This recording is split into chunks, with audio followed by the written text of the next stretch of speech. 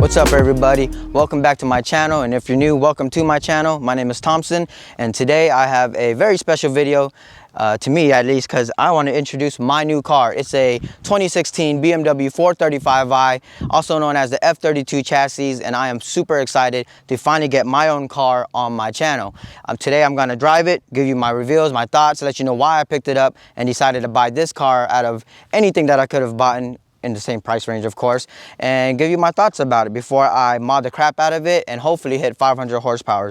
So that's gonna be pretty much my end goal, my end game for this car. Once I'm done tuning it, is 500 to the wheels, or I'm gonna blow this engine up.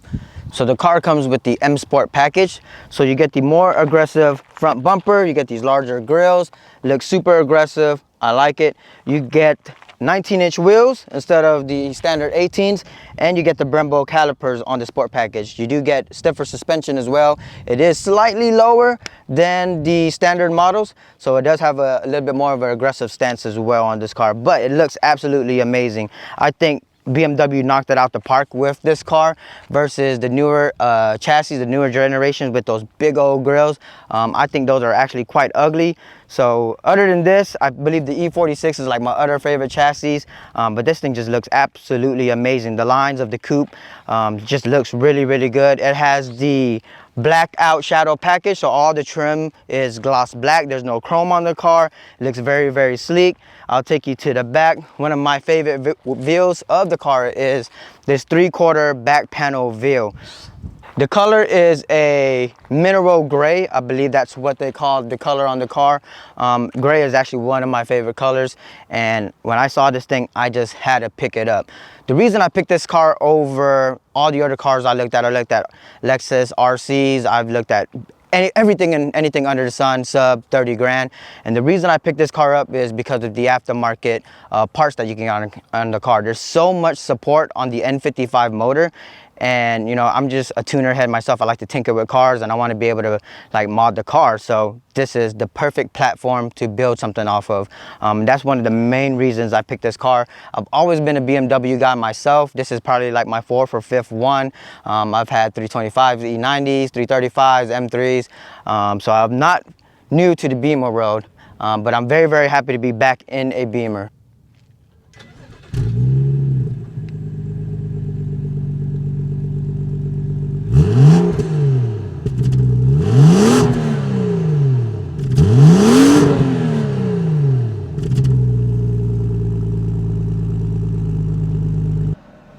I've never done launch control. I've never had a car with launch control, so I'm actually super excited about it. Let me launch this thing and tell you what I think. I'm actually pretty excited about this. To activate launch control, the car needs to be in Sport Plus mode. So we'll go from Comfort to Sport, then to Sport Plus. Put the drive lever into drive, move it to the left, and that puts the transmission in the Sport mode. You mash the brake pedal all the way to the floor. You have to push that thing all the way to the floor or it won't detect it. And then you step on the gas, and then it will pop up on the dash there that launch control is activated, and then you let go of the brake and it takes off.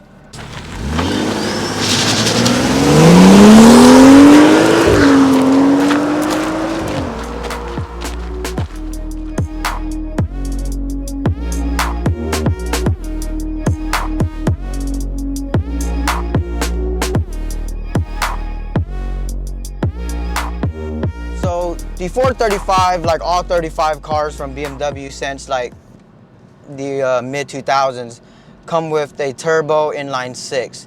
This one is the N55, so it's a single turbo, producing about what BMW rates it at, about 300 horses. But we all know BMW like to downplay their numbers. This thing is probably more at about 330 horses. A lot of guys who dyno this car stock, it dynos at about 280 to the wheels, with like 15% drivetrain loss, or about 320, 330. A lot of these newer luxury cars, they're kind of floaty, like the Mercedes, like the C300 is a little floaty to me. This one's a little bit more stiff. Once you put the car in the sport mode, the steering wheel actually stiffens up quite a bit. It gets pretty heavy to turn. I'm not sure how I feel about that yet. I kind of like it, but I feel like you still don't get a lot of feedback because all of these cars now have electric steering.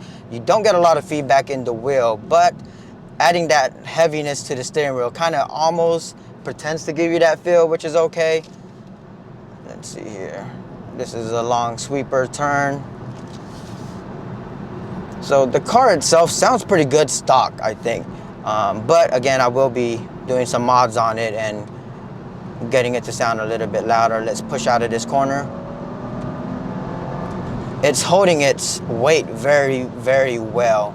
I don't ever feel like it's gonna lose any traction. It has Bridgestone Potenzas on there. I don't know if they're stock or if somebody else put them on there. I don't know what they come with, but on there currently is Potenzas, and I've had them on my M3 before and I've liked them. Yeah, I put it back into comfort mode, which I rarely drive it in. I just want to see how it handles now. So the steering wheel actually is a lot easier. You could just pretty much with one finger steer this car. It makes it feel like a GT car, like a Grand Touring car, but just in a smaller package, which I like. I've always loved like big GT cruiser cars. They're just comfortable and luxurious. Very similar to this. This is just a little bit sportier. The cabin in the car is a little bit smaller, so everything feels a little bit closer to you, like it should. But I wouldn't mind driving this up the coast of California, and I'll probably still be pretty happy and comfortable in it. Cool, it looks like this truck is getting over and letting me pass, so let me step on it and get over. I actually turn off the active noise. I forgot what they call it, but where they pipe in engine noise in through the speakers. I think that's pretty cheesy and tacky. I actually coded it out, so if you hear any engine noise in the car, that's all actual engine noise. This car is actually pretty fun. Loads of torque to get you out of trouble if you want to pass anybody up.